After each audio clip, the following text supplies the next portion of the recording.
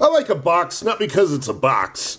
I like a box because of the contents. It's usually PEZ. What's really going on, PEZ collecting fans? Josh the PEZ guy here on the PEZ Book channel.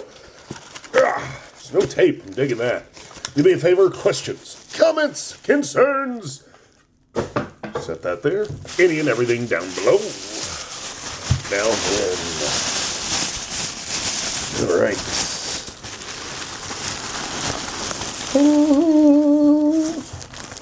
Remember, kids, PEZ is a candy company.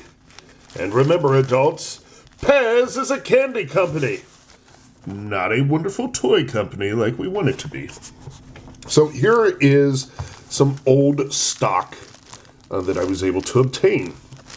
These are PEZ candy wrappers that were never used for any reason whatsoever.